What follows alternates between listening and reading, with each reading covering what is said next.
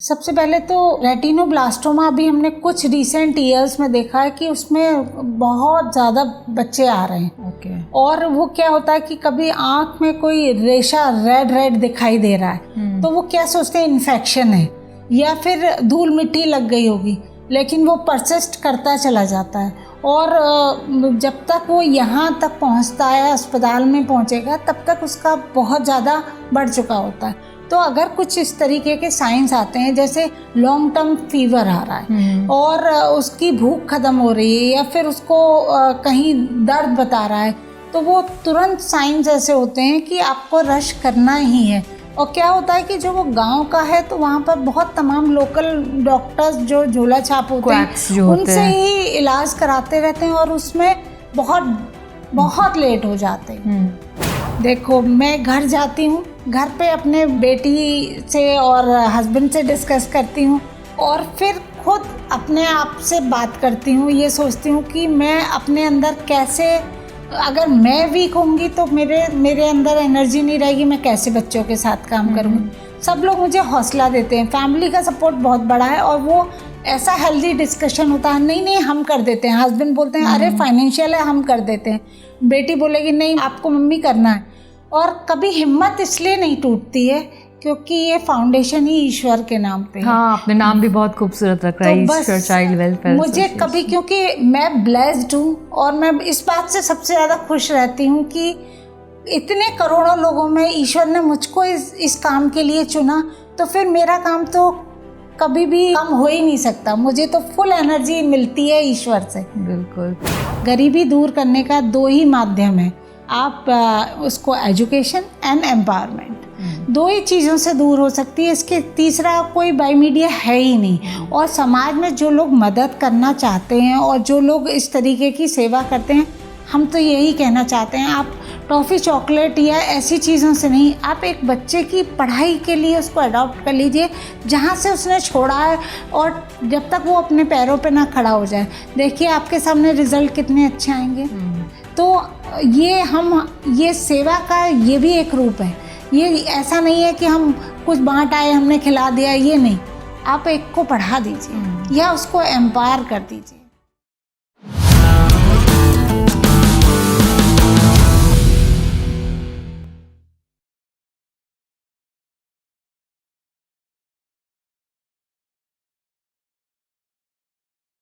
Welcome to the Raj Smriti show. आज हम बात करेंगे कैंसर पेशेंट्स की और हमारे साथ है ईश्वर चाइल्ड वेलफेयर एसोसिएशन की founder Sapna Upadhyay ji. Welcome to the show ma'am. Thank you. आप बहुत समय से कैंसर पेशेंट्स के लिए काम कर रही हैं, खास करके बच्चों के लिए। तो हमें इस जर्नी के बारे में बताइए कि कैसे इस जर्नी की शुरुआत हुई। सबसे पहले तो थैंक यू राज कि मुझे यहाँ बुलाने के लिए। और जर्नी की बात करें तो बहुत लंबी जर्नी है। 20 साल हो गए मुझे इन बच्चों के साथ काम करते हुए। इन 2002 मेरी छोटी बेटी को बहुत लॉन्ग टर्म फीवर आ रहा था, तो मैं उसको मेडिकल कॉलेज दिखाने आई थी कि सब सही है, क्योंकि डॉक्टर्स वहाँ पर बहुत अच्छे और एक्सपर्ट होते हैं। तो मैं वहाँ दिखाने आई तो सडनली मेरी निगाह एक बच्चे के पास गई जो कि एक्यूट निमोनिया का था और वो आईसीयू में था और उसके पेरेंट्स उस खर्चे को उठा नहीं पा रहे थे। तो हम डॉक्टर्स के पास बैठे थे, 2-3 बार जाना आना हुआ। तो हमने पूछा कि क्यों क्विट करके लेके जा रहे हो अचानक से। तो डॉक्टर्स ने बताया उसके फाइनेंशियल क्राइसिस है और वो नहीं करा पा रहा। तो हस्बैंड ने पूछा कि इसके चांसेस क्या हैं ठीक होने के। तो उन्होंने कहा 100% है। तो हम लोगों ने उस समय में उस बच्चे को सपोर्ट किया। उस समय खर्चा आया होगा 20-25 हज़ार रुपये का। तो उसको सपोर्ट किया, वो ठीक होकर चला गया और ढेरों ब्लेसिंग्स दे के उसकी फैमिली गई और उससे मेरी बेटी ऑटोमेटिकली ठीक हो गई। तो मुझे लगा कि कुछ नहीं करना है, अब केवल बच्चों के लिए काम करना है और ब्लेसिंग्स कमानी है। तो उसी पीरियड में डॉक्टर अर्चना कुमार से मेरी मुलाकात हुई जो कि पीडियाट्रिक ऑन्कोलॉजिस्ट हैं। तो उन्होंने कहा कि सपना जी आप इतने बच्चों के लिए करती रहती हैं, तो हमारे कैंसर वाले बच्चों को भी देखिए, उनको भी ज़रूरत है। उस समय कोई ऑर्गेनाइजेशन वहाँ काम नहीं करती थी। तो फोकस मुझे बच्चों को देख के लगा कि हम क्यों इधर उधर सब जगह कर रहे हैं, एक बीमारी को लेकर चलेंगे तो बहुत अच्छे रिजल्ट आएंगे। हम लगातार उनके साथ में काम करेंगे। फोकस उसी समय से किया कैंसर पेशेंट बच्चों के लिए। अगर हम बच्चों की बात करें तो कितना कॉमन है बच्चों में कैंसर्स होना, और क्या ये सिर्फ अर्बन पॉपुलेशन में होता है या रूरल में भी बहुत सारे केसेस हमें मिलते हैं? जनरली लोगों को लगता है कि बहुत स्ट्रेस है या आपका खाना पीना उल्टा सीधा हो रहा है, इस वजह से कैंसर होते हैं।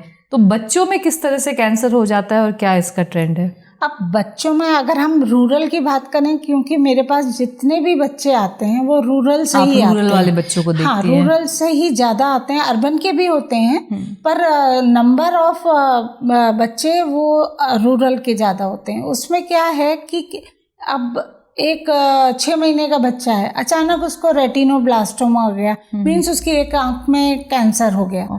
या किसी बच्चे के पेट फूल रहा है, उसको बाद में पता चला उसको हेपेटोब्लास्टोमा, उसका ट्यूमर है, या ब्लड कैंसर हो गया। तो हम इस कॉज को क्या समझ सकते हैं? हम तो जेनेटिकली इसको डिसऑर्डर समझ सकते हैं, क्योंकि इसका खान पान पे तो छोटे से बच्चे पे कोई फर्क नहीं पड़ेगा। जो 6 महीने का बच्चा है वो क्या खा रहा है? माँ का दूध ही तो पी रहा है। तो ये कुछ कॉजेज जेनेटिकली डिसऑर्डर के भी होते हैं। और बड़ों में बात करें तो खान पान भी होता है, नेग्लिजेंस भी होती है, क्योंकि जब तक वो बच्चा या कोई एडल्ट आता है वो एक लंबा स्पैन निकाल के आता है, वो बढ़ जाता है। कैंसर तो आप जानते ही हैं कि सेल्स मल्टीपल में इसको ग्रो करते हैं। तो उसको हम यही बात करते हैं कि जब आपको ऐसे सिम्टम्स आए तो आप रश करें बड़े अस्पताल में, जहाँ पर इसका इलाज हो सकता है। यूजुअली किस तरह के सिम्टम्स आते हैं, या फिर अगर हम कैंसर की बात करें तो कौन सा कैंसर ज़्यादा वाइड स्प्रेड है? जैसे आईज कैंसर वगैरह, लोगों को पहले लगता है कि आई का कोई इशू है, आप आई डॉक्टर के पास जाते रहते हैं, या फिर खुद से आई ड्रॉप्स लेके डाल लेते हैं। स्टमक में तो लगता है चलो नॉर्मल पेट दर्द है, गंदा पानी पी लिया होगा, या कुछ खाने में फूड पॉइजनिंग हो गई होगी। तो आपके 20 साल के का जो अनुभव रहा है, आई एम श्योर आपने 20-25 हज़ार पेशेंट्स देखे हैं, तो हर तरह के कैंसर के पेशेंट्स आपके पास आए होंगे। तो कौन सा कैंसर सबसे ज़्यादा प्रेवलेंट है, और क्या नेग्लिजेंस लोग करते हैं, या क्या सिम्टम्स होते हैं और लोग इग्नोर करते करते सेकेंड स्टेज थर्ड स्टेज पे पहुंच जाते हैं? सबसे पहले तो रेटिनोब्लास्टोमा भी हमने कुछ रिसेंट ईयर्स में देखा है कि उसमें बहुत ज़्यादा बच्चे आ रहे हैं। और वो क्या होता है कि कभी आँख में कोई रेशा रेड दिखाई दे रहा है, तो वो क्या सोचते हैं इन्फेक्शन है, या फिर धूल मिट्टी लग गई होगी, लेकिन वो परसिस्ट करता चला जाता है। और जब तक वो यहाँ तक पहुँचता है, अस्पताल में पहुँचेगा, तब तक उसका बहुत ज़्यादा बढ़ चुका होता है। तो अगर कुछ इस तरीके के साइंस आते हैं, जैसे लॉन्ग टर्म फीवर आ रहा है और उसकी भूख खत्म हो रही है, या फिर उसको कहीं दर्द बता रहा है, तो वो तुरंत साइंस ऐसे होते हैं कि आपको रश करना ही है। और क्या होता है कि जो वो गांव का है तो वहाँ पर बहुत तमाम लोकल डॉक्टर्स जो झोला छाप होते हैं उनसे ही इलाज कराते रहते हैं, और उसमें बहुत लेट हो जाते हैं। तो हम ये कहते हैं, कुछ भी अर्ली साइंस के लिए हमने एक बुक भी निकाली है जिसमें ऐसे सिम्टम्स हम देखते हैं तो उनको तुरंत रश करना चाहिए, वहीं पे इलाज नहीं कराना चाहिए। मतलब अगर अपनी बॉडी में 2-3 दिन से ज़्यादा कोई भी चीज़ प्रॉब्लम दे रही है, दर्द हो रहा है, परेशानी हो रही है, तो हमें तुरंत मेडिकल हेल्प लेना चाहिए, बिकॉज आज के टाइम में कैंसर बहुत ज़्यादा वाइड स्प्रेड है। पहले होता था कि किसी मोहल्ले में या किसी जगह 1 या 2 के बारे में हम सुनते थे, बट आज के टाइम में मुझे लगता है शायद ही कोई फैमिली होगी जिसके यहाँ कोई ना कोई cancer patient as a relative, as a immediate family member हो। यही कहते हैं कि अगर ऐसा है, जो बच्चा हमारे यहाँ इलाज करा के जा रहा है, हम उसके पेरेंट्स की काउंसलिंग करते हैं और कहते हैं तुम्हारे यहाँ तो बच्चे को हुआ और तुम ठीक होके जा रहे हो, लेकिन अपने गांव में ये अवेयरनेस जरूर फैलाना ताकि किसी और की फैमिली में ऐसा ना हो। क्योंकि ये लैक ऑफ अवेयरनेस की वजह से भी बहुत चीज़ें होती हैं, सबसे ज़्यादा फैलती है। जिस तरह के बच्चों को आप ट्रीट करते हैं तो आई एम श्योर एक लंबा समय उनके साथ आपको टाइम स्पेंड करना पड़ता है, बिकॉज कैंसर ऐसा तो है नहीं कि आप आए हॉस्पिटल 1 हफ्ते में आप ठीक हो गए और चले गए, तो एक लंबा समय आप उनके साथ व्यतीत करते हैं। तो और उन फैमिलीज़ की क्या क्या परेशानियां होती हैं, क्या क्या चैलेंजेस होती हैं, किस तरह से आप लोग उसको एड्रेस करते हैं? देखिए, जब वो मेडिकल कॉलेज में आता है, बच्चा एनरोल्ड होता है, वो ऑटोमेटिकली, हमारा भी सेंटर मेडिकल कॉलेज में ही है, तो वो हमारे पास भी एनरोल्ड हो जाता है। हम उन बच्चों के लिए न्यूट्रिशन सपोर्ट देते हैं, वीकली देते हैं, fruits thrice in a week करते हैं, ताकि बच्चों को अच्छा खाना मिले। मेडिसिन जो वहाँ अवेलेबल नहीं है, हाइजीन का पूरा हम किट देते हैं उन बच्चों के लिए, ताकि बच्चों के लिए हाइजीन मेंटेन रहे। थर्ड चीज़, हम उनके लिए वीकली रॉ राशन देते हैं, फूड पैकेट्स बना के देते हैं, ताकि बच्चे को उसके पेरेंट्स फ्रेशली कुक्ड खाना खिलाएं। सबसे चीज़ है ना कि सड़क किनारे का खाना खा लिया, बच्चे ने कुछ और मांगा, खा लिया। हम पूरा राशन की किट देते हैं जिसके अंदर सारी चीज़ें होती हैं, आप बनाओ और खिलाओ। और कपड़े हैं बच्चों के लिए, सब टॉयज हैं, ताकि बच्चों का मन लगा रहे। और पेरेंट्स के लिए ये एक मैसेज होता है, आप अकेले नहीं हैं, हम आपके साथ हैं इस मुश्किल घड़ी में। जो भी ज़रूरत है आप हमको बताओ, हम आपकी मदद करेंगे, लेकिन बच्चे का ट्रीटमेंट कराओ, उसको बीच इलाज में छोड़ के मत जाओ। क्योंकि कई बार ऐसा मेरे साथ हुआ कि इतनी मेहनत की उस बच्चे के साथ, पेरेंट्स बोले नहीं दीदी, 4 बच्चे घर में हैं, वो भूखे मर रहे हैं, और उस बच्चे को भी लेके चले गए, और बच्चा पता चला बाद में कि वो बच्चा नहीं रहा। तो बड़ा दुख होता है कि हम बड़ी मेहनत से उन बच्चों के साथ में काम करते हैं, वो बच्चा बीच इलाज से ही चला गया। ऐसा भी होता है कि मतलब पेरेंट्स बच्चों को छोड़ के चले जाते हैं या फिर ट्रीटमेंट बंद करके चले जाते हैं, ऐसा कोई एग्जाम्पल है? बिल्कुल होता है। 2006-7 में मेरे पास एक बच्ची थी जिसकी दोनों आँख में रेटिनोब्लास्टोमा हो गया, और उसके दादा दादी ने कहा कि या तो इस बच्ची को गोमती नदी में फेंक कर आओ और मेरे घर मत आना। तो मदर मेरे पास रुकी, उस बच्ची को, छोटी सी बच्ची को लेके 6-7 साल तक मेरे साथ में रही वो बच्ची, और आज वो बच्ची बिल्कुल ठीक है। बस आंखें नहीं रही उस बच्ची की, लेकिन ब्रेल के थ्रू पढ़ रही है। बच्ची 14 साल की है, पढ़ रही है, अच्छा लगता है। ये ऐसी बहुत सारे केसेस हैं। अभी एक प्रेजेंटली एक बच्चा है मेरे पास में, 2006 में आया था, उसके राइट किडनी में ट्यूमर था, और उसका फादर रिक्शा पुलर था, और उसका हमने ट्रीटमेंट कराया, उसकी किडनी रिमूव हुई, कीमो चली उस छोटे से बच्चे की, 6 महीने का बच्चा था, और धीरे धीरे उसका 7-8 साल इलाज चला। उसी बीच में अनफॉर्चुनेटली उसके पेरेंट्स की डेथ हो गई। अब वो बच्चा कोई नहीं है उसके साथ, एक बूढ़ी दादी हैं जो खुद सर्वाइकल कैंसर पेशेंट है। उन्होंने मेरे पास ही भेज दिया, क्योंकि अब वो बच्चा 18 साल का हो गया, और वो कहते हैं अब आप ही देखो, आप ही इसकी माँ हो। अब मेरे पास वो 8 महीने से बच्चा मेरे पास ही रह रहा है, उसका ट्रीटमेंट फिर से करा रहे हैं। तो ऐसे होता है। तो ये तो पेरेंट्स और हमारा एक रिश्ता ही बन गया है कि किसी का कोई नहीं है, हम उसको रख लेते हैं। बिल्कुल, एंड आई थिंक एक भगवान की भी कृपा है कि आपको एक वो माध्यम बनाते हैं इन बच्चों के लिए। मतलब कितनी इमोशनल स्टोरी है कि उसके इलाज चल रहे थे और उसके पेरेंट्स ही चले गए। इस तरह के इंसिडेंट्स में आप कैसे डील करते हैं? बिकॉज एक बहुत ये स्ट्रेस का भी कारण होता है, बहुत खुद को भी बहुत पॉजिटिविटी चाहिए होती है, बिकॉज आप हर समय किसी का पेन सुन रहे हैं, किसी का दर्द सुन रहे हैं।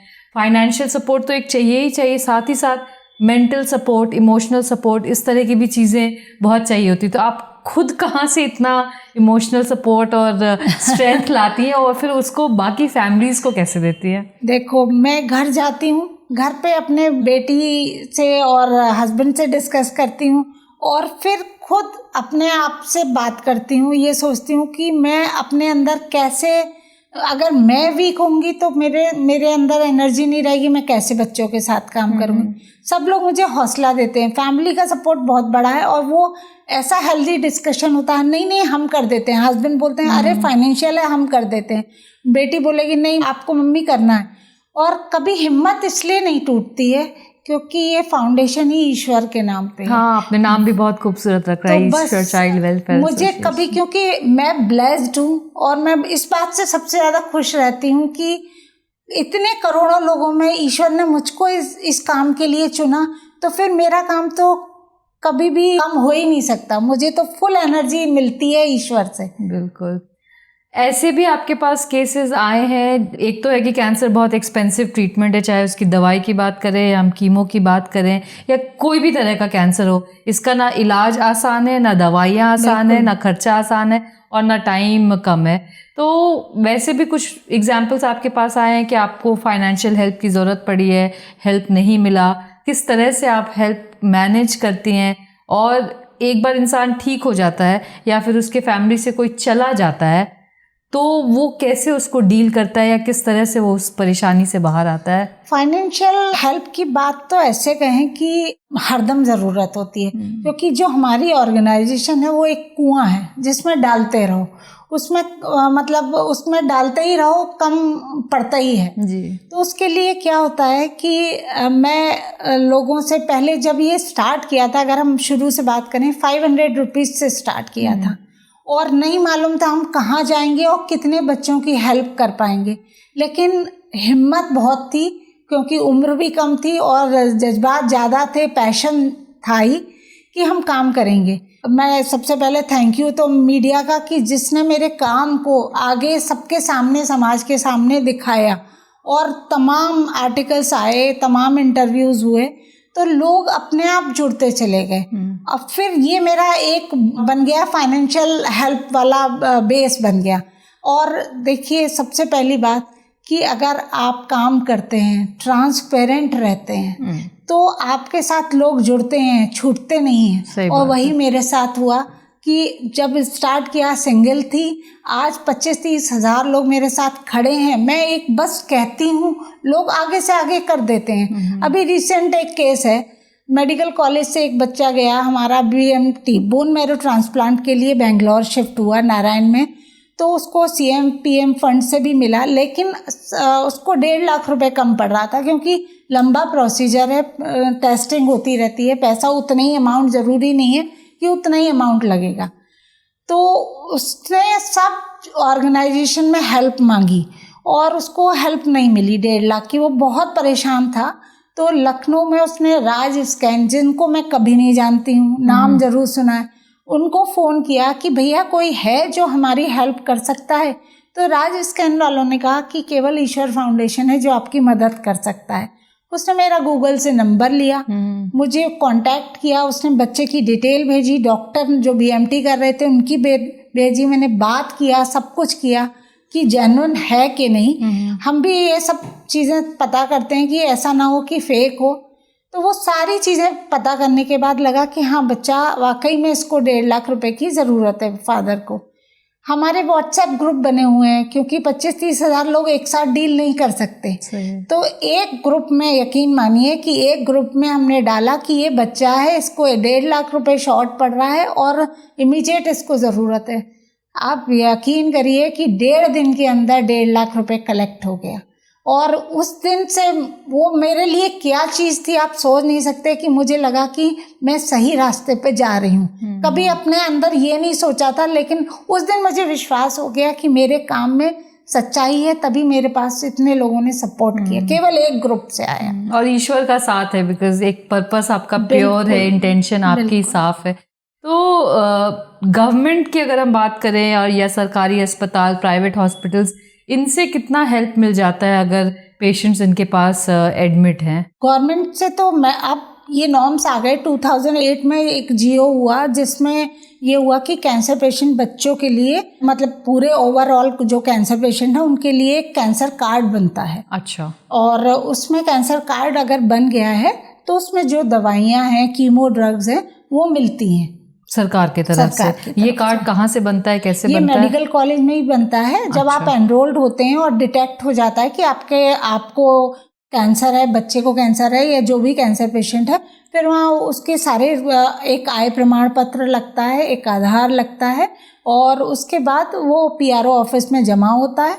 उसके बाद उसका एक कैंसर कार्ड, इसको करने में 25 दिन का समय लग जाता है। लेकिन 25 दिन की अवधि होती है ना, आप ये सोचिए कि कैंसर है और 25 दिन उसके लिए कितना मुश्किल होता है। और उसी पीरियड में सारे पैथोलॉजिकल टेस्ट चलते ही रहते हैं। तो वो पॉकेट से, जो मरीज है उसके पॉकेट से जाता है या फिर कोई उसको सपोर्ट कर दे। आपने बताया कि रूरल पेशेंट्स के काफ़ी पेनिट्रेशन होते हैं और रूरल की अगर हम बात करें तो प्राइमरीली हमारे पास फार्मर्स हैं या उस तरह के लोग हैं जो ज़मीनी कारोबार से जुड़े हुए हैं, तो इनके पास कोई रेडीमेड कैश तो होता नहीं है या कोई पूल ऑफ मनी तो डिपॉजिट करके रखते नहीं है इस तरह की इमरजेंसी में।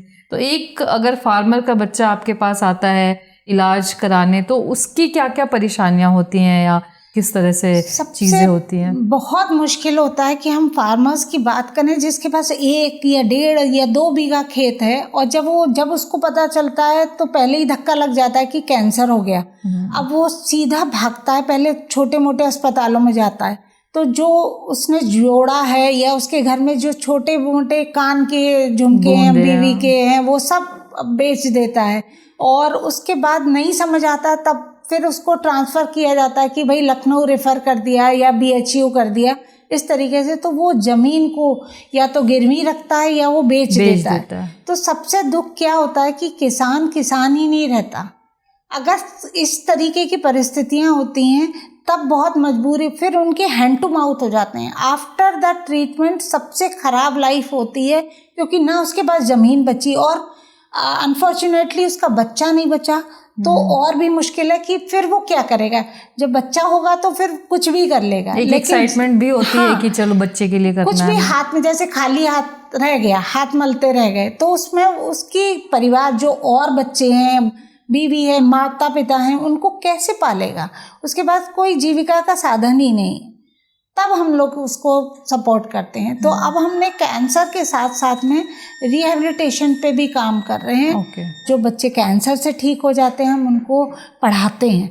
अपने जितने हमारे डोनर्स हैं उनको हम मोटिवेट करते हैं, हम कहते हैं आप एक बच्चे को अडॉप्ट कर लीजिए, और बहुत लोगों ने अडॉप्ट किया है। 60-70 बच्चे अडॉप्शन पे गए हुए हैं और सब बच्चे पढ़ रहे हैं।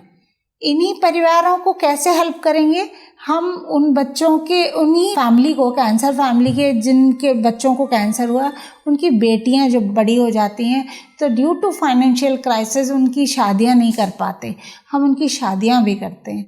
तो अब तक हम 178 शादियां कर चुके हैं। जिनके घर नहीं होते हैं, ऊपर छप्पर डाल के रह रहे हैं, तो हमारा इतना पैसा हमारे पास नहीं होता, क्योंकि हम कोई सरकारी मदद तो लेते नहीं हैं।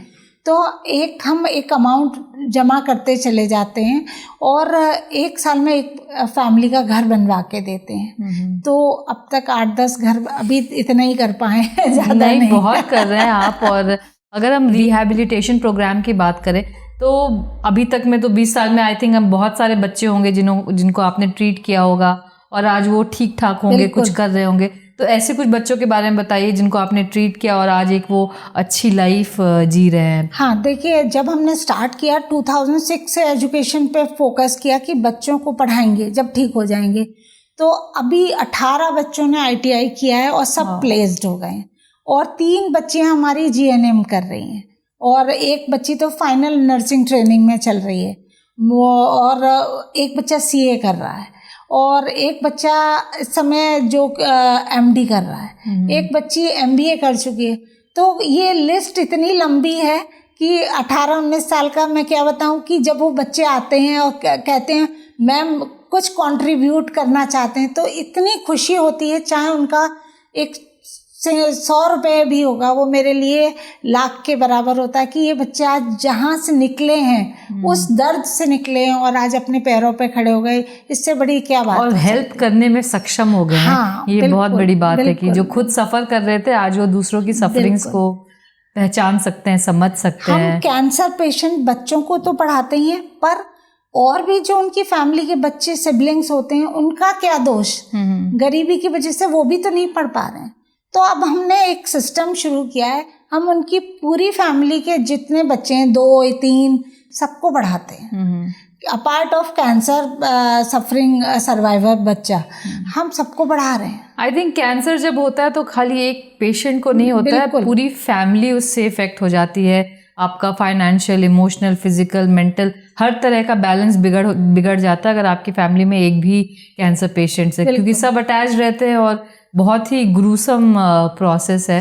तो एक तरह से तो आप इन सबको रिहैबिलिटेट कर रहे हैं, और जैसा आपने बताया कि आप अब उनके एजुकेशन पे भी काम कर रहे हैं, रोजगार पे भी काम कर रहे हैं, कोई सेल्फ हेल्प ग्रुप्स आपने ऐसे क्रिएट किए गए हैं जिसके थ्रू कुछ कुछ चीज़ें बन रही हैं या आगे जा रही हैं। हैंडीक्राफ्ट इतना अच्छा बनाती हैं ये मदर्स, इनको मोटिवेट किया। अब ये लोग इतना रिसाइकिल करती हैं, जो वेस्ट है उससे हम लोग बनाते हैं। और पूरे लखनऊ में जहाँ भी इनकी एग्जीबिशंस कहीं भी लगती हैं तो इनको फ्री ऑफ कॉस्ट टेबल मिलती है और ये लोग अपना सेल करते हैं। एनवेलप्स बनाते हैं, शगुन लिफाफा बनाते हैं, बहुत सारी चीज़ें करते हैं। शादी के कार्ड से रिसाइकिल कर देते हैं कि अब फेंको मत कोई भी चीज़। हमने यही सिखाया, सबको यूज़ करना है। यूज़ करना भी इनको बहुत ट्रेनिंग दे के किया है। और अभी हमने लास्ट जब ये कोविड हुआ उस पीरियड में सबकी नौकरियां छूट गई थी, रोज़गार नहीं था। उस समय हमने, सब लोग रो रहे थे कि मैम कोई काम नहीं है, हम लोग भूखे मर रहे हैं।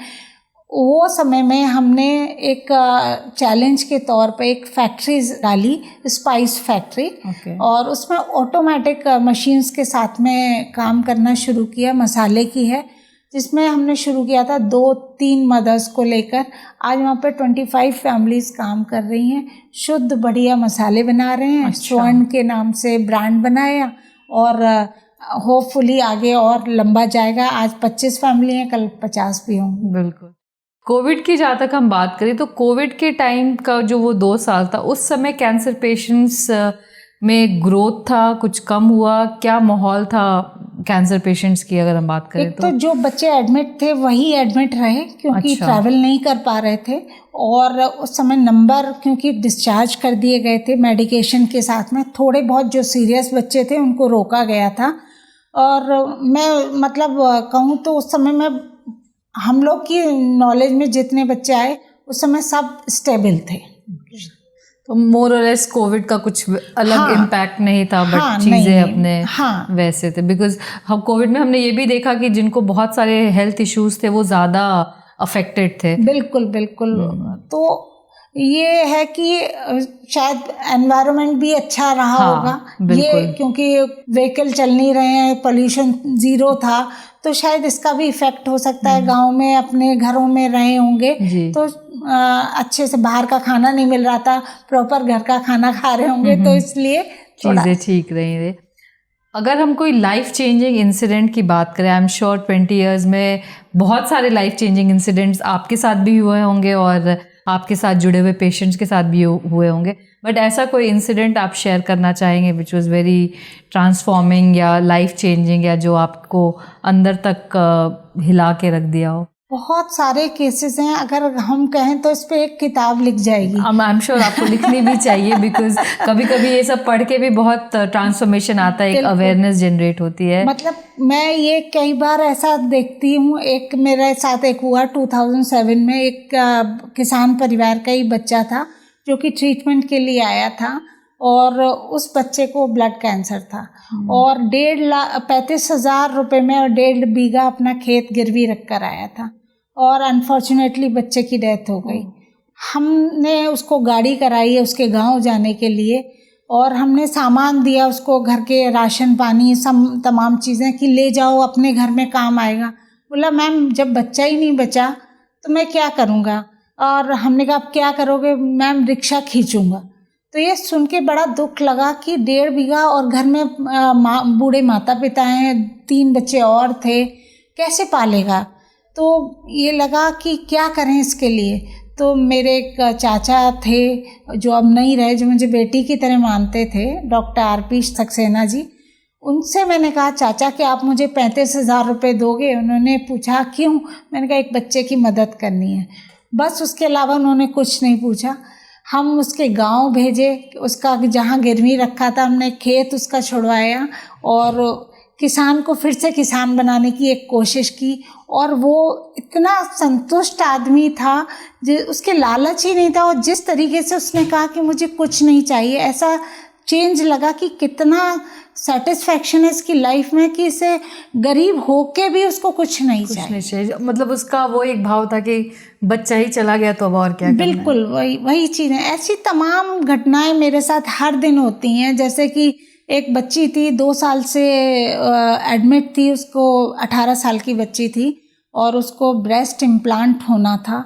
उसके पास पैसे नहीं थे, वो इंतज़ार कर रही थी शायद कोई आए मेरी हेल्प करे, कोई आए।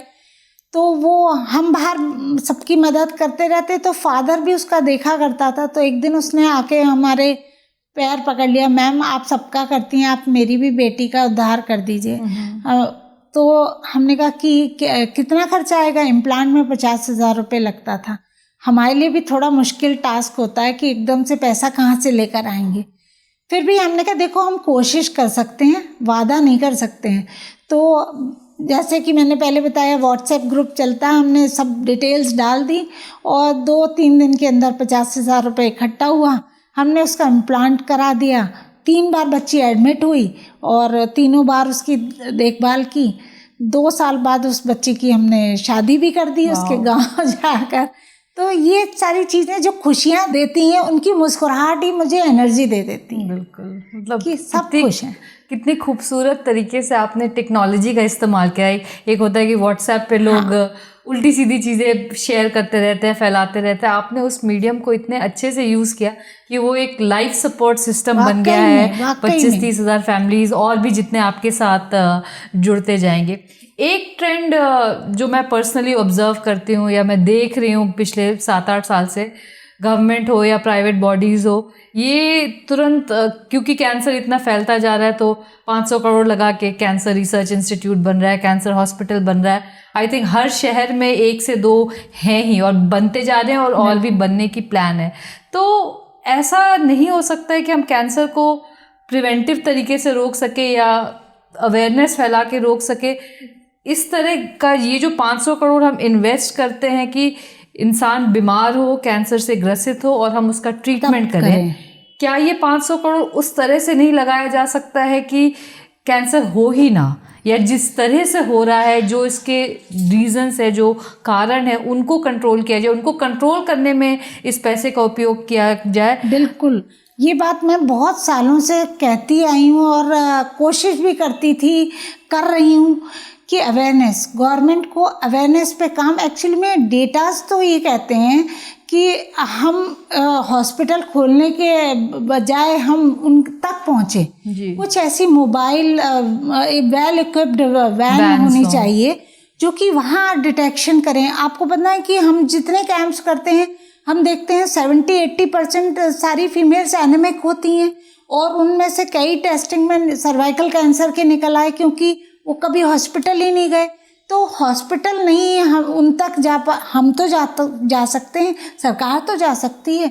उसके लिए ये प्रिवेंशन के लिए और अवेयरनेस के लिए तो सरकार को ही करना पड़ेगा क्योंकि हम इतने रिसोर्सफुल तो नहीं हैं। हाँ, अगर हमें सपोर्ट करें और हम अपना बताएं अपने एक्सपीरियंस से कि इस तरीके से काम हो सकता है, तो शायद मेरा अनुभव काम आ जाए और तमाम जिंदगियां बच जाएं। आई एम श्योर, बिकॉज अगर आपने अवेयरनेस और प्रिवेंशन पे काम कर लिया तो फिर आपको इस तरह की स्पेशलिटी की, मतलब एक है काफ़ी है, एक हर शहर में अगर एक है तो एटलीस्ट कुछ केसेस आ रहे हैं तो आप उसको डील कर सकते हैं। But the amount of investment that happens कि after the disease, I think awareness और प्रिवेंशन से वो किया जा सकता है। हमने बनाया भी था समाओ, हम उसको इम्प्लीमेंट, क्योंकि फाइनेंशियल हेल्प बहुत उसमें लगने वाली थी। हमने सोचा ही था कि हम एक विलेज को, अगर एक डिस्ट्रिक्ट के एक विलेज को करेंगे और रिपीटेडली फिर उस विलेज में फिर से जाएंगे, तो अगर ऐसी ही सरकार की कुछ वेल इक्विप्ड वैन हो जाए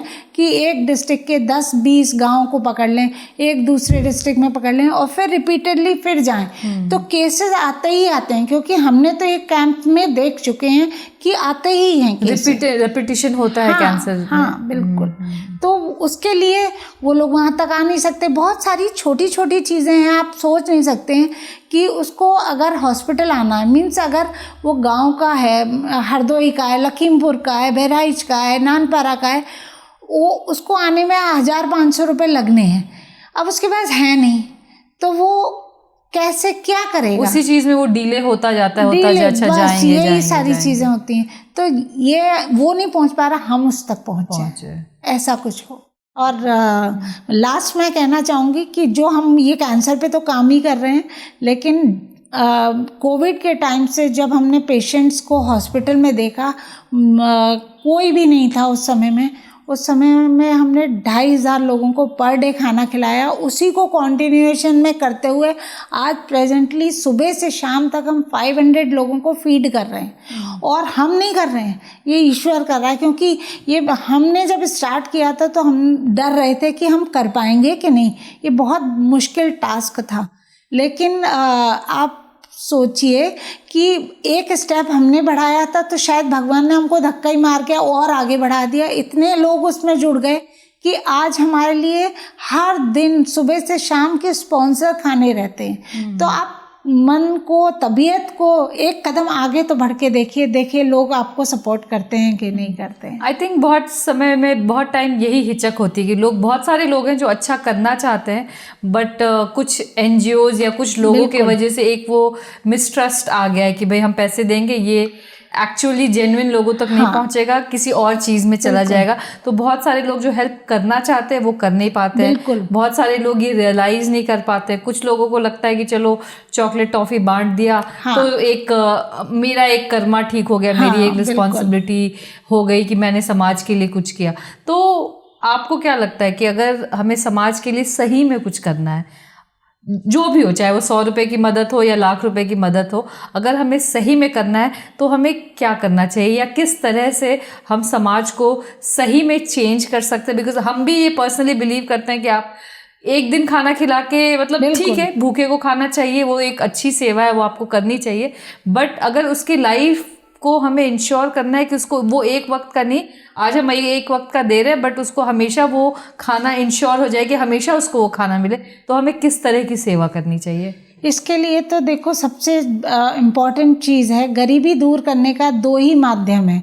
आप उसको एजुकेशन एंड एम्पावरमेंट, 2 ही चीज़ों से दूर हो सकती है। इसके तीसरा कोई बाई मीडिया है ही नहीं। और समाज में जो लोग मदद करना चाहते हैं और जो लोग इस तरीके की सेवा करते हैं, हम तो यही कहना चाहते हैं, आप टॉफ़ी चॉकलेट या ऐसी चीज़ों से नहीं, आप एक बच्चे की पढ़ाई के लिए उसको अडॉप्ट कर लीजिए जहाँ से उसने छोड़ा है, और जब तक वो अपने पैरों पे ना खड़ा हो जाए, देखिए आपके सामने रिजल्ट कितने अच्छे आएंगे। तो ये सेवा का ये भी एक रूप है। ये ऐसा नहीं है कि हम कुछ बांट आए, हमने खिला दिया, ये नहीं। आप एक को पढ़ा दीजिए या उसको एम्पावर कर दीजिए जहाँ से उसने छोड़ा, या उसके पेरेंट्स को कर दीजिए जिनको वाकई ज़रूरत है, सही दिशा में। एक तरह से आप उनको अपना लीजिए। अगर आपने किसी एक इंसान को, अगर आप सक्षम है तो एक इंसान को, या ज़्यादा सक्षम है तो एक परिवार को अगर आप अडॉप्ट कर लेते हैं, एक तरह से उनकी हैंड होल्डिंग करते हैं, चाहे वो फाइनेंशियली हो, मेंटली हो, इमोशनली हो, तो वो कहीं ना कहीं एक बिल्कुल। अभी सरकार की इतनी सारी स्कीम है कि स्किल ट्रेनिंग प्रोग्राम्स चलते हैं। ज़रूरी नहीं है कि वो बच्चा अगर पढ़ना नहीं चाहता तो 8th के बाद से तमाम कोर्सेज हैं, पॉलीटेक्निक ITI के भी कोर्सेज हैं, उसके पेरेंट्स का भी है। हम ये एम्पावर करने का मतलब ये नहीं कि हम कोई घर का घरेलू काम काज में लगा लें, वो वहीं की वहीं रह जाए। उसको इस तरीके से उसका ग्रूमिंग करनी है, एक स्किल सिखा दे जिससे उस स्किल से अपना आर्थिक जीवन अपने परिवार को पाल पाएगा वो। तो इस तरीके की कोशिश सबको करनी चाहिए। एक परिवार एक बच्चे को और एक कर ले, बिल्कुल करे, तभी हम समाज को बैलेंस कर पाएंगे, वरना नहीं कर पाएंगे। एज अ कंट्री हम कहाँ फॉल्टर कर रहे हैं? बिकॉज अगर हम सरकार की बात करें तो काफ़ी पैसा पंप किया जाता है हेल्थ केयर सेक्टर में कि अस्पताल हों, अच्छे डॉक्टर हों, दवाइयाँ मिले, खास करके गरीबों के लिए। NGOज़ की अगर हम बात करें तो बहुत सारे NGOज़ हैं, कुछ अच्छा काम कर रहे हैं और चाहते हैं कि समाज में एक बदलाव आए। साथ ही साथ अगर आम जनता की बात करें तो आम जनता भी भारत जैसे देश में सेंसिटिव है। कोरोना के टाइम में भी हमने देखा कैसे सब एक दूसरे का हाथ पकड़ के, आप उनको जानते हैं या नहीं जानते हैं, हेल्प करने को सब तैयार थे। तो एक मॉरली, इमोशनली हम सब चाहते हैं कि एक अच्छा समाज बने, लोग स्वस्थ रहें, खुश रहें। बट इतना पैसा, इतना अच्छा इंटेंशन, इतना हार्डवर्क होने के बाद भी सिस्टम कहीं ना कहीं करप्ट हो जाता है। चीज़ें जो हम सोचते हैं या जो हम अचीव करना चाह रहे हैं वो नहीं हो पा रही है। इसकी क्या वजह हो सकती है? इसके लिए तो सरकार का काम है, वो फंडिंग अलॉट कर देती, लेकिन मॉनिटर कौन करता? मॉनिटरिंग में ही तो कहीं लूप होल्स होते हैं। ओके। तो कई जगहों पर, जैसे अभी मैं बात करूं, अपनी ही फील्ड की बात करूं, तो ये एक आया था, एक एक्ट भी आया कि हम तम्बाकू, गुटखा, पान मसाला अस्पताल परिसर के नहीं बेच सकते हैं। वो कुछ दिन तक चलता है, फिर वो फिर से शुरू हो जाता है। और मैं ये देखती हूँ जो पेशेंट को लेकर आया है वो भी खा रहा है, और वो मतलब एक को ठीक कराने के लिए लेकर आया, पता चलता खुद भी बीमार हो गया। और मतलब ये क्यों होता है? हम इन सब चीज़ों के लिए बड़े तकलीफ में होते हैं कि छोटे छोटे बच्चे गुटखा तम्बाकू खा रहे हैं, 15 साल का 12 साल का खा रहा है, सिगरेट पी रहा है। तो ये अस्पताल के इर्द गिर्द का ही तो मैं देख रही हूँ, पूरे शहर का ये हो तो पूरे शहर में ही रहा है। हम अगर वैसे देखें तो स्कूल्स कॉलेजेस के बाहर भी बच्चे करते हैं, बिल्कुल करते हैं। कहीं ना कहीं मॉनिटरिंग अथॉरिटीज की तरफ से नहीं हो पाती है। सब नियम कानून को ताक पे रख के कौन बेच रहा है? तो ये हम हर बार आवाज़ उठाते हैं, हर साल हम वो मद्यपान निषेध दिवस मना लेते हैं, वो सब चीज़ें कर लेते हैं। इन सब चीज़ों से फ़ायदा नहीं होता, इन चीज़ों में सरकार का पैसा ही जाता है। मेन चीज़ है इसको मॉनिटर करना कि बहुत सख्ती से।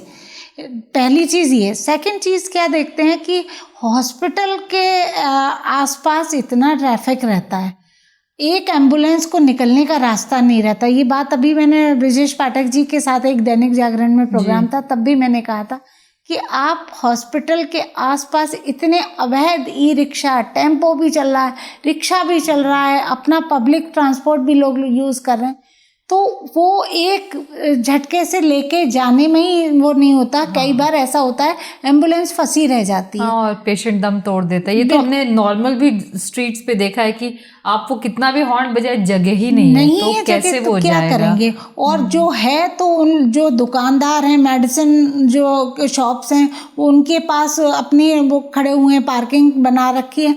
इन सब चीज़ों को कौन देखेगा? क्योंकि हम तो एक स्वस्थ और साफ और बिल्कुल ऐसा समाज चाहते हैं कि जहाँ पर खुली हवा में अच्छे से सांस ले सकें। तो उसके लिए तो एक्ट तो ऐसा कड़ा कदम तो सरकार को ही उठाना पड़ेगा। बहुत सही कहा आपने कि एक्ट तो बने हुए हैं, बट उसको कोई मॉनिटर नहीं कर रहा है, उसको कोई इवैल्यूएट नहीं कर रहा। जब तक monitoring and evaluation her department में, हर जगह नहीं होगा। जैसे पॉलिथीन की भी हम बात करें तो सिंगल बैन मना हो जाता है, सिंगल यूज को आप बैन कर देते हैं, बट फिर भी वो अवेलेबल है। वो तो है ही। आप दूसरी बैक डोर से आप कितनी भी पॉलिथीन ले लीजिए, तो उसका रेमेडी या तो कुछ इस तरीके का, बहुत लोगों ने अभियान चलाया कि हम कपड़े का बैग और ये वो, लेकिन फिर भी वो पॉलिथीन हो रही है। और कितना सीवेज ब्लॉकिंग है। आप ये सोचिए, हम जा कहाँ रहे हैं? अपनी जनरेशन को क्या दे रहे हैं? सही बात, कुछ तो नहीं दे रहे हैं, और वो गंदगी दे रहे हैं। जनरेशन के साथ साथ जितने हमारे पशु पक्षी हैं, वो उसमें खाना लिपटा रहता है, उनको समझ नहीं है, गाय खाती है। आप ये देखिए, छोटा सा एग्जांपल, कोविड के टाइम में आपको इतने गौरैया दिखाई दी। हम गौरैया संरक्षण की बात करते हैं, उस समय कोई नहीं था, और इतने कौवे दिखाई दे रहे थे। अब आपको श्राद्ध के पीरियड में नहीं दिख रहे। क्यों नहीं दिखाए? क्योंकि उस समय इतना पॉल्यूशन फ्री थे। तो ये हमारा और आपका ही फैलाया हुआ है, और हम और आपको ही इसमें आगे कदम बढ़ाना पड़ेगा। जब हम बढ़ेंगे तभी और लोग हमारे को एक प्रेरणा के स्वरूप लेकर आगे कदम बढ़ाएंगे। ये सरकार तो जो करेगी वो करेगी, पर हम इंसान क्या कर रहे हैं? हम भी तो वही सब कर रहे हैं। कोरोना में हमने एक लेसन सीखा, बट आई थिंक बहुत कम समय के लिए वो हमारे जहन में रहा कि भाई अच्छा खाना क्या होता है, अच्छी लाइफस्टाइल क्या होती है, एक्सरसाइज का क्या इंपॉर्टेंस होता है। तो जब तक वो पेन था, वो प्रॉब्लम थी, हम सब ने शायद चीज़ें सीखी और करी, बट जैसे उस पैंडेमिक से हम बाहर आए, हम वापस से उसी चाल चलन पे आ गए। तो कैंसर का भी आई थिंक कुछ ना कुछ तो चीज़ें होती होंगी जो आप निरंतर गलत करते आ रहे हैं, जिसकी वजह से आपके बॉडी में कैंसर होता है। सबसे बड़ी बात है कि जो एडल्ट्रेशन हो रहा है उसके भी नॉर्म्स भी कोई फॉलो नहीं करता।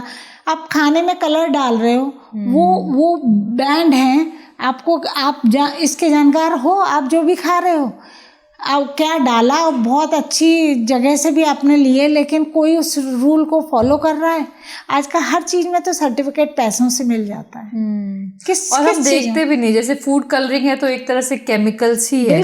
ओरिजिनल फूड कलरिंग की अगर हम बात करें तो आपका हल्दी है जिससे कलर आता है, बट आप जो आर्टिफिशियल कलर बॉटल में डालते, चाहे आप वो घर ही में क्यों ना बना रहे हो, कहीं ना कहीं आप एक तरह से वो कैंसर का बीज अपने हर चीज खाने में डाल रहे हैं। जहाँ आपको एडल्ट्रेशन मिलेगा, चाहे आप मसाले देख लीजिए, चाहे आप खाने का जो कुक्ड फूड है वो बाजार में रेस्टोरेंट में मिल रहा है, उन हर चीज़ में है मिलावट तो है ही है। अब आप छोटा सा एग्जांपल देखिए, एक कढ़ाई में तेल भरा हुआ है, उसमें समोसे तले जा रहे हैं, आपको गरम समोसे तो बड़े लुभा रहे हैं, अच्छे लग रहे हैं, लेकिन आपको पता है कि वही तेल लगातार यूज़ हो रहा है और वो कितना स्वास्थ्य के लिए अनहाइजीनिक है और कितना नुकसानदायक है कि आप जो एक बार ये कोलेस्ट्रॉल बढ़ाएगा, आपके हार्ट को तकलीफ देगा, आपकी आर्टरी को नुकसान पहुंचाएगा, तो आप वो खा तो रहे हैं, लेकिन आपने ये नहीं कहा वो कढ़ाई में से कब तेल बिल्कुल खत्म हुआ था और कब नया तेल डला था। मेरे ख्याल से खत्म वो होता भी नहीं होगा, वो यूज करते जाते तो करते जाते हैं हाँ, और फिर उसमें डालते जाते अभी हैं। किसी कार्डियोलॉजिस्ट से बात करिए, वो यही कहेंगे कि ऐसा तेल एक बार का यूज करने के बाद उसको फेंक देना चाहिए, एक बार जलने के बाद आपको फेंक देना चाहिए। लेकिन कौन फेंकता है? वो तो हमें परोसा जा रहा है, हम खा रहे हैं। हम जागरूक नागरिक बनेंगे तभी तो हम समाज को जागरूक कर पाएंगे। ये पहल तो हर को करनी पड़ेगी, तभी स्वस्थ समाज बनेगा। स्वस्थ समाज बनेगा। तो अगर स्पेसिफिकली कैंसर की बात करें, एक तो हेरिडिटरी होता है जिसके वजह से चीज़ें हो रही हैं और कुछ हद तक हम उसको रोक सकते हैं। बिल्कुल। वैक्सीन्स वगैरह भी कुछ आए हैं कैंसर प्रिवेंशन के लिए, सर्वाइकल कैंसर के लिए आए हैं, पर इस तरीके का ब्लड कैंसर, रेटिनोब्लास्टोमा, इस तरीके का ट्यूमर, इसमें कोई इसके लिए कुछ नहीं कर सकते हैं अभी। तो हम अगर एक हेल्दी लाइफस्टाइल की बात करें और आम जनता के लिए बात करें, तो एक आपके हिसाब से, क्योंकि आपने इतने सारे पेशेंट्स देखे हैं, आपको एक आइडिया भी होगा कि किस तरह के परिवेश सेवाएं हैं, क्या उनका खान पान था, क्या उनका लाइफस्टाइल था। तो अगर एक आम जनता जो कि चाहती है कि कैंसर मेरे परिवार को कभी टच ना करे, तो हमें क्या छोटी छोटी चीज़ें फॉलो करनी चाहिए लाइफ में? सबसे पहले तो अर्ली साइंस पे हम बात करें कि हम अर्ली साइंस पे अगर कुछ ऐसे सिम्टम्स आते हैं, आप कुछ घरेलू इलाज ना करें या आसपास झोला छाप डॉक्टर के पास ना जाएं, तुरंत उसके रश करें कि 2-4 दिन परसिस्ट कर रहा है, 5 दिन 10 दिन, आपको तुरंत जाना। सेकंड चीज़, सबसे इम्पॉर्टेंट चीज़ तो है कि खान पान आपका सही होना चाहिए, कि आप अच्छा खाओगे।